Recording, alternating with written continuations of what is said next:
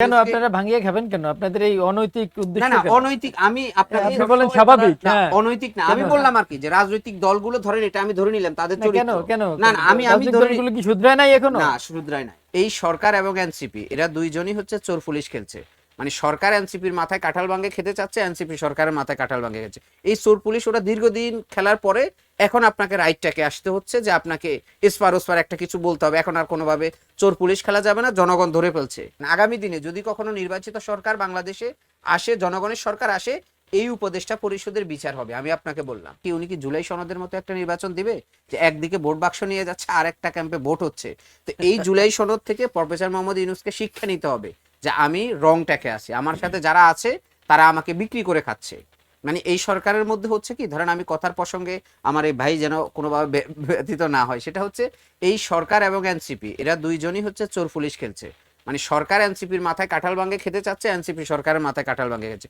এই চোর পুলিশ ওরা দীর্ঘদিন খেলার পরে এখন আপনাকে রাইটটাকে আসতে হচ্ছে যে আপনাকে এসপার ওসপার একটা কিছু বলতে হবে এখন আর কোনোভাবে চোর পুলিশ খেলা যাবে না জনগণ ধরে ফেলছে মানে কোনো ছাড় দেওয়ার না এখন আর হচ্ছে না হিসাব মিলতেছে না বিদায় দুইজন দুই মেরুতে যাচ্ছে কিন্তু সরকারেরও আসলে এখন আর নির্বাচন তো দিতে হবে নির্বাচন দিলে তো আপনি ধরেন একটা পার্টির কনসার্নে আপনি সবকিছু করতে পারবেন না আপনাকে সবাইকে নিয়েই কাজ করতে হবে তো সেই জায়গায় আমি বলবো যে ধরেন এই আজকের যে দিনটা এই দিনটা আমাদের জন্য না শুধু এটা সরকারের জন্য বড় একটা একদিকে হচ্ছে চ্যালেঞ্জ অন্যদিকে বড় একটা শিক্ষার বিষয় একটা অনুশোচনার জায়গা যে আজকে জুলাই সনদের মতো একটা গুরুত্বপূর্ণ জিনিস জাতীয় নির্বাচনের মতো একটা গুরুত্ব দুইটা কিন্তু একই সুতোয় গাঁথা আপনি এটাকেও কম গুরুত্ব দিলে হবে না তো এর ব্যর্থতার দায় নিয়ে সরকার এখন পর্যন্ত যে সময়টুকু আছে আমি মনে করি সরকার যদি ঠিকমতো ওয়ার্ক করে আপনি বলেন যে সরকারের আসলে আমার জসিম ভাই বলেছে যে সরকারের সাথে তো কোনো রাজনৈতিক শক্তি নেই কোনো দল নেই কিছু না আরে ভাই সরকারের সাথে তো বাংলাদেশের 18 কোটি জনগণ আছে আপনি যদি এখন একটা নির্বাচিত সরকার আসে তার সাথে বিরোধী দল থাকবে অর্থাৎ সে অল্প কয়েকজন মানুষের প্রতিনিধিত্ব করবে আমি যদি তুলনামূলকভাবে বলি তার কর্মীদের সময় দেখতাম তো এই ধরনের আলোচনা হয়েছে যে সাধারণ মানুষ বা আপনি যে জনগণের কথা বলছেন তাদের পক্ষ থেকে বলা হচ্ছে যে সরকারকে 5 বছর চাই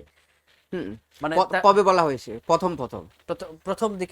দিকে বলা হয়েছে প্রথম দিকে আমি ইসমাইল সম্রাটও বলেছি যে আপনার যা খুশি আপনি সংস্কার করেন পরে আমি দেখছি যে আপনার সংস্কার হচ্ছে সচিবালয়ে আওয়ামীপন্থী আমলাদেরকে বসা আপনার সংস্কার হচ্ছে যে জিনিসগুলো মানে আমাদের বাংলাদেশের সমালোচনার জায়গা আপনি সেটাকে সংস্কার করবেন আপনার সংস্কার হচ্ছে আওয়ামী লীগের উপদেষ্টা মানে আওয়ামী লীগের গণনার লোকদেরকে এনে উপদেষ্টা পর্যন্ত বানিয়েছে এই সরকারের সংস্কার হচ্ছে মোটা দাগে এটা তো সরকার তো ধরেন বারবারই আমরা একটা কথা শুনি যে কথায় আসলেই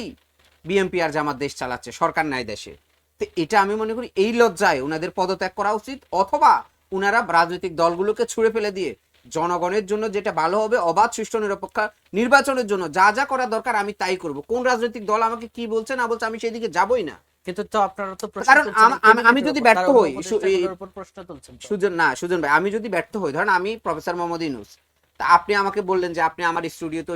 ওইটা করেন তো জনগণ তো আমাকে 2 দিন পরে ধরলো যে আপনি বাংলা ভিশনকে অবৈধ সুযোগ সুবিধা দিয়েছেন সেই প্রশ্নের সম্মুখীন আপনি হবেন না আমি হব তো রাজনৈতিক দলগুলো তো আমাকে ভাঙাই খাবে এটাই স্বাভাবিক কিন্তু আমি কি করেছি আমরা প্রফেসর মোহাম্মদ কেন আপনারা ভাঙিয়ে খাবেন কেন? আপনাদের এই অনৈতিক উদ্দেশ্য না কেন? অনৈতিক আমি আপনাকে বলেন স্বাভাবিক। হ্যাঁ, অনৈতিক না আমি বললাম আর কি যে রাজনৈতিক দলগুলো ধরেন এটা আমি ধরে নিলাম তাদের কেন চরিত্র কেন না আমি রাজনৈতিক ধরে দলগুলো কি শুধরায় নাই এখনো? না শুধরাই নাই ধরেন আমি তর্কের খাতিরে ধরে নিলাম রাজনৈতিক দলগুলো আমাকে ভাঙিয়ে খাবে